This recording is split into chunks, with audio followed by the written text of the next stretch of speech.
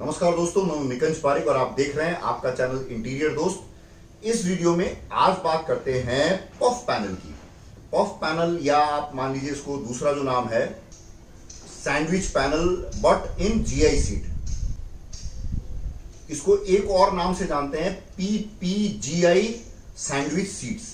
पीपीजीआई थोड़ा सा टेक्निकल सा लग रहा होगा, तो ऐसी कोई बहुत कॉम्प्लिकेटेड चीज नहीं है, बस जो एक पूरा नाम था उसका शॉर्ट फॉर्म बनाया हुआ है प्री पेंटेड। पीपी मतलब pre painted GI seat. GI seat तो आपने देखा हो, जो भी पहले जो चादर लगती थी, टीन सेट जो लगता था, वो नॉर्मली जीआई का ही लोहे की सीट है। लोहे की सीट के ऊपर अगर जिंक की कोटिंग कर दी जाती है तो उसको बोलते हैं गैल्वेनाइज सीट। गैल्वेनाइज सीट होती है तो पीपीजीआई प्री पेंटेड गैल्वेनाइज सीट। लोहे की चादर की एक सीट बनाई, सीट बनाने के बाद उसके ऊपर एक जिंक की कोटिंग कर दी ताकि उसमें रस्टिंग जंग वगैरह नहीं लगे, और फिर थोड़ा मॉडर्न जो आजकल जो जमाना है उसके हिसाब से और सुंदर बनाने के लिए उसको प्री पेंट कर दिया। फैक्ट्री में ही पेंट हो जाती है, कोयल पेंट अलग अलग तरीके से। नॉर्मली मेरे हिसाब से पाउडर कोटिंग होती होगी, या और भी कोई टेक्निकल और एडवांस कोई अलग अलग कंपनियां थोड़ा अपना प्रोडक्ट यूनिक करने के लिए अलग अलग तरीके से उसको पेंट करती होगी।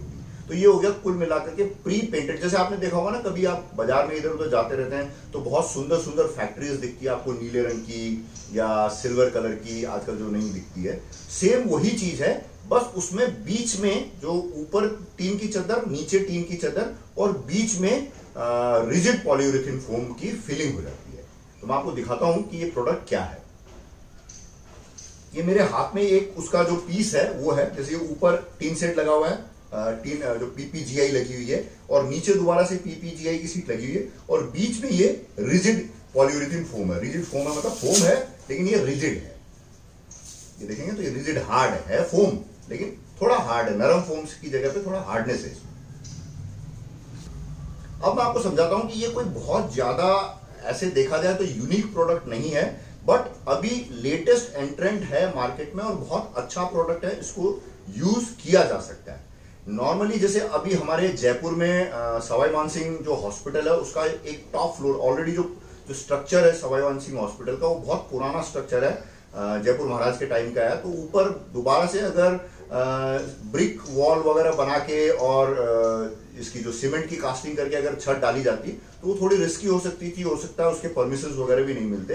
तो ये जो पीपीजीआई सैंडविच पैनल सीट है उससे एक पूरा ऊपर वार्ड और पूरा एक हॉस्पिटल एरिया बना है ऊपर, तो वो भी एक देखने लायक चीज है और बहुत अच्छी चीज है। तो ये मैं एक बड़ा एग्जांपल आपको दे रहा हूं, बट इसको आप और मैं भी काफी जगह पे यूज कर सकते हैं। जैसे सपोज मान लीजिए आपके मकान के टॉप फ्लोर पे आपको एक कमरा बनाना है, तो वो कमरा अगर आप नॉर्मली किसी भी दूसरी टेक्निक से बनाते हैं तो वो बहुत गर्म कमरा रहेगा।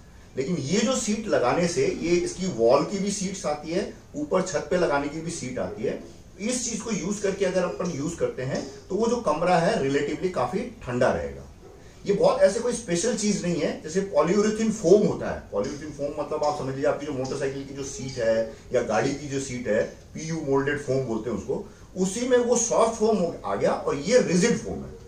इसमें दो, इसका क्या टेक्निक मैं आपको थोड़ा सा समझा देता हूं। दो केमिकल मिक्स होकर के इसमें ऑटोमेटिकली फोमिंग स्टार्ट हो जाती है।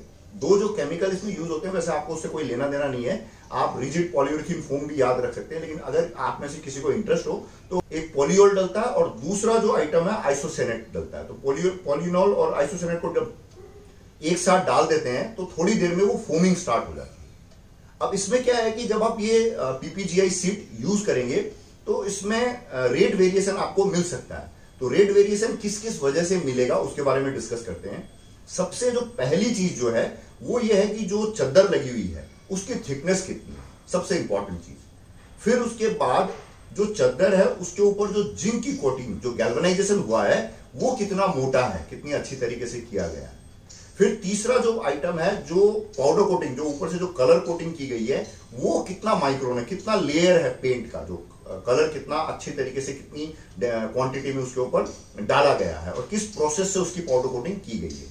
तो ये मेन चीज आ गई। फिर उसके बाद ये जो फोमिंग है, जो बीच में जो फोमिंग है, ये फोमिंग क्रूड मैनुअल प्रोसेस से भी हो सकता है, जैसे नीचे एक चादर रखी और ऊपर से एक बॉक्स नुमा चादर बनाई उसी साइज की, और ये जो केमिकल है पहले इसके अंदर जो नीचे बिछी हुई चादर है उसके अंदर डाल दिया आपने, और उसको मिक्स करके और उसके ऊपर से ढक्कन लगा करके कोई वेट वगैरह रख दिया, तो ग्रेजुअली वो फोमिंग हो करके एक्सपैंड होकर चारों तरफ फैल जाएगी। जहां पे से भी ओपनिंग वगैरह होगी वहां से वो फोम बाहर निकल जाएगा। जब पूरी फोमिंग कंप्लीट हो जाती है तो बाहर जो निकला हुआ फोम होता है उसकी स्लाइसिंग हो जाती है। लेकिन वो बिल्कुल क्रूड मेथड होता है, उसमें जरूरी नहीं है कि बहुत इवनली प्रॉपरली ये जो रिजिड पॉलीयूरेथेन फोम है इवनली डिस्ट्रीब्यूट हो। सेम यही प्रोसेस करने के लिए बड़ी बड़ी मशीनें भी आई हुई है, और वो कितनी डेंसिटी से कितनी प्रेशर से फोम को अंदर डाला गया है ये बहुत इंपॉर्टेंट है। अगर फोम अंदर प्रॉपरली नहीं डाला गया है, जगह जगह पे एयर पॉकेट्स रह गए हैं, तो जो स्ट्रेंथ है उसका वो थोड़ा कम रह जाएगा। और अगर प्रॉपर इंडस्ट्रियल ग्रेड में, मतलब प्रॉपर कंट्रोल्ड सिस्टम के तहत ये बनी हुई है, तो अंदर की जो फोमिंग है पूरी इवन रहेगी, चारों तरफ फोम फैला हुआ रहेगा। और इसका एक बेसिक रूल है, मिनिमम 40 kg पर स्क्वायर क्यूब, मतलब स्क्वायर क्यूब में 40 kg करीब का वेट आना चाहिए। तो ये अगर प्रॉपर अच्छे से फिलिंग हो जाती है तो उसमें काफी अच्छा स्ट्रेंथ भी आ जाता है टीन सेट में या वॉल पे। तो उसकी वजह से क्या है कि आपको नीचे जो रीइंफोर्समेंट लगाने होते हैं टीन सेट के नीचे, वो रीइंफोर्समेंट भी थोड़े आप कम लगाते हैं, तो जो ये रिजिड फोम है ये भी खुद भी अपने आप जो थोड़ा बहुत लोड बियर कर सकता है। इसको इस प्रोडक्ट की थोड़ी सी स्टोरी समझते हैं कि ये कोई बहुत नया प्रोडक्ट नहीं है। आपके घर में ऑलरेडी ये प्रोडक्ट लगी हुई बहुत सारी चीजें आपके घर में ऑलरेडी होगी। जैसे एक आपके रेफ्रिजरेटर है, रेफ्रिजरेटर की जो वॉल होती है, तो अंदर की कूलिंग और बाहर के टेम्परेचर को आपस में मिक्स नहीं होने देने के लिए ये रिजिड फोमिंग डलती है। बहुत साल पहले कंपनी ने रेफ्रिजरेटर विद पफ का एक एड भी दिया था। पफ हमेशा रेफ्रिजरेटर में बिना पफ डले पॉलीयूरेथेन फोम, पफ का मतलब हो गया पॉलीयूरेथेन फोम, तो ये रिजिड पॉलीयूरेथेन फोम है। जैसे आपने पानी का जो कैंपर आता है, थर्मस आते हैं, इस तरीके की चीजें जिसमें भी आपको टेम्परेचर का बैरियर क्रिएट करना होता है, जो दूध के कंटेनर आजकल जो बाहर ट्रांसपोर्ट होते हैं उसमें सब में इनमें ये रिजिड पॉलीयूरेथेन फोम बीच में डलता है, क्योंकि ये बहुत अच्छा थर्मल बैरियर के तरह काम करता है। तो गर्मी अंदर नहीं आ सकती है, सर्दी अंदर नहीं आ सकती। तो इसमें क्या है कि आप अगर कहीं फार्म हाउस में एक छोटा सा आपको हट बनानी हो, या आपके घर में गार्ड हो, या आपकी फैक्ट्री में गार्ड हो, तो गार्ड रूम बनते हैं, तो बाहर गार्ड बैठते हैं तो उनको बहुत गर्मी लगती है, गार्ड रूम आप बना सकते हैं इससे, और भी बहुत सारी चीजें बना सकते हैं। और जो गर्म या बहुत ज्यादा ठंडे देश है वहां पे ये बहुत वाइडली यूज होता है। जैसे सपोज मान लीजिए मिडिल ईस्ट में 50-60 डिग्री टेम्परेचर का नॉर्मल टेम्परेचर रहता है, तो वहां पे भी इस टेक्निक को थोड़ा और एडवांस तरीके से यूज करके कमरे या मकान या सिट आउट एरियाज वगैरह बनाए जाते हैं। या बहुत ज्यादा जो ठंडी जगह है वहां पे भी ये इसका जो मकान बना हुआ होता है, तो उसकी जो अंदर की जो हीटिंग है उसको ये बाहर की ठंड और अंदर की गर्मी के बीच में बैरियर का काम करता है, और जो ठंड जो है अंदर ट्रांसफर होने में काफी टाइम लगती है, ऐसे समझ लीजिए ना के बराबर है। ये जो पफ रूफिंग पैनल्स है ये मेनली कोल्ड स्टोरेज में लगने के लिए बने थे मेरे हिसाब से शुरू में। काफी सारी कंपनीज बनाती है, सिंटेक्स और ऐसे बड़ी बड़ी कंपनियां, काफी सारी आपके रीजनल कंपनीज भी होगी। आपके एरिया में कोई अलग कंपनी फेमस हो सकती है, दूसरी एरिया में दूसरी कंपनी फेमस हो सकती है। तो ये प्री पेंटेड जीआई सीट के रोल्स, जो बड़ी बड़ी जो इंडस्ट्रीज है जीआई की जो चादरें बनाती है, वहां से प्री पेंटेड सीट्स आती है, और जो लोकल जो कंपनियां ये जो पफ पैनल्स बनाती है, फिर उसमें वो स्लेट जो नालियां डालनी होती है, जैसे ये जो ग्रूव्स वगैरह बने हुए हैं, या जो खड़े जो वॉल पैनल होते हैं उसमें सिंपल छोटे छोटे ग्रूव्स डलते हैं, वो डाल करके फिर ये पफ करके और ये पैनल्स डेवलप करते हैं। अलग अलग थिकनेस के पफ आते हैं, जैसे कोई 50 mm, 60 mm, 70 mm, 80 mm, 100 mm, जितनी भी आपकी रिक्वायरमेंट है, आपको क्या बनाना है उस हिसाब से आप इस प्रोडक्ट को यूज कर सकते हैं। तो फिर ये बिल्डिंग शेड्स, कोई भी शेड बनाना हो, साइट ऑफिसेस बनाना हो, आपकी कोई बड़ी साइट है जो कम से कम साल भर तक चलने वाली है, तो वहां पे एक आपको ऑफिस बनानी है, वहां आप इसको यूज कर सकते हैं। बहुत सुंदर सी अच्छी सी ऑफिस बन जाएगी, और जो स्टाफ आपका काम करेगा उसको भी गर्मी नहीं लगेगी। वेयर हाउसेस मैंने आपको बता दिया, कोल्ड स्टोरेज में लगती है, गार्ड रूम्स है, और रूफ टॉप के ऊपर सबसे आपका जो मकान है उसका जो सबसे टॉप फ्लोर है उसमें अगर आपको बहुत ज्यादा लोड नहीं देना है, और वहां पे कोई आपको स्ट्रक्चर क्रिएट करना हो, और आपकी जो म्यूनिसिपल कॉर्पोरेशन है या जो भी आपकी लोकल अथॉरिटी है वो अगर आपको परमानेंट स्ट्रक्चर बनाने का परमिशन नहीं देती है। अब बात करते हैं ये जो पीपीजीआई सीट है, इसके एडवांटेज क्या है। इसमें लास्ट में मैं बताऊंगा, थोड़ा इसमें 2 वेरिएशन और है, तो लास्ट तक वीडियो दिखेगा, एक इंपॉर्टेंट पॉइंट बताऊंगा, लेकिन पहले ये भूल जाऊंगा तो पहले ये बता देता हूं। देखिए सबसे बड़ा एडवांटेज है थर्मल इंसुलेशन, जो मैं आपको पहले एक्सप्लेन कर चुका हूं। अंदर गर्मी नहीं आने देती है, अंदर ठंड नहीं आने देगा, ये सबसे इंपॉर्टेंट तो ये हो गया। दूसरा जो है स्ट्रक्चर जो है सुंदर सा स्मार्ट सा इंटीग्रेटेड बहुत अच्छा सा स्ट्रक्चर बन सकता है, दिखने में बहुत सुंदर लगता है, ये एस्थेटिक एडवांटेज है।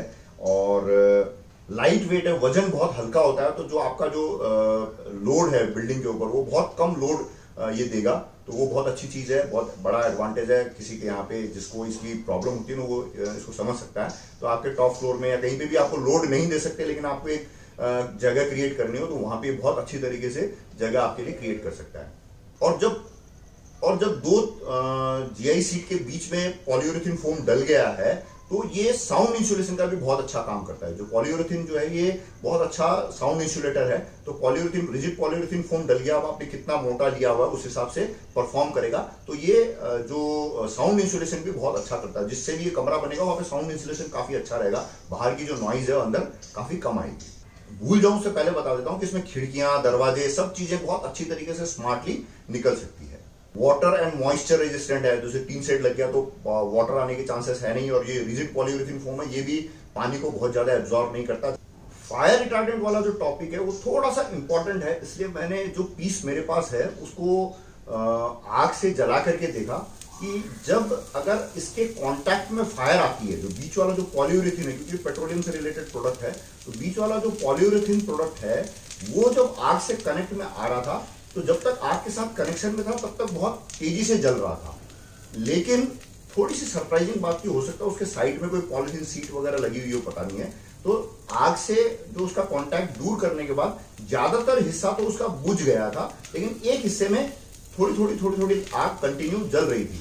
लेकिन फिर भी ये जो एक क्रूड सा टेस्ट था, ये मतलब बहुत ज्यादा लैब ग्रेड पे और बहुत प्रॉपरली किया हुआ टेस्ट नहीं है, लेकिन फिर भी इसको हम फायर रिटार्डेंट मान सकते हैं। लेकिन जब भी आप खरीदें ये प्रोडक्ट तो आपका जो सप्लायर है उससे फायर रिटार्डेंसी का जो टेस्ट रिपोर्ट है वो जरूर आप लीजिएगा। अगर आप कोई बड़ा प्रोजेक्ट कर रहे हैं जहां पे फायर का आग लगने का खतरा हो अगर, तो वहां पे आप जरूर प्रिकॉशन रखिएगा, क्योंकि दोनों पैनल के बीच में जो पॉलीयूरेथेन लगा हुआ है वो फायर रिटार्डेंट प्रॉपर्टीज के साथ भरपूर होना चाहिए कि भाई आग अगर बाई चांस लगे तो ये जो फोम है ये आग को बढ़ाने का काम नहीं कर दे। तो जो भी मैन्युफैक्चरर से आप ये पैनल ले तो उससे इस बारे में डिस्कस जरूर करिए। इतनी देर वीडियो में मैंने आपको PPGI कहा था, तो इसमें एक वेरिएशन और आता है PPGIL। ऐसे समझ लीजिए जो पहला वाला उसमें तो लोहे की जो चद्दर है उसमें जिंक की कोटिंग है, और दूसरे वाले में जिंक एंड एल्युमिनियम का मिक्सचर उसकी कोटिंग है। तो जो PPGI से PPGIL ऐसे समझिए, PPGI एल्युमिनियम ऐसे समझ लीजिए आप, तो उसमें एल्युमिनियम का भी एक अलॉय मिक्स होता है। तो उसकी जो फिनिश होती है थोड़ी सुंदर होती है, रस्टिंग लेट आएगी क्योंकि एल्युमिनियम लग गया उसके ऊपर। तो ये थोड़ा हल्का सा एडवांस वर्जन है PPGI से, PPGIL थोड़ा बेटर उसमें ऑप्शन है इसमें। अब इसमें बात करते हैं कि साइजेस क्या आती है। नॉर्मली जो बाजार में देखा गया है कि 1 मीटर की चौड़ाई और मैक्सिमम 24 फुट तक की लंबी एक सीट मिल सकती है आपको।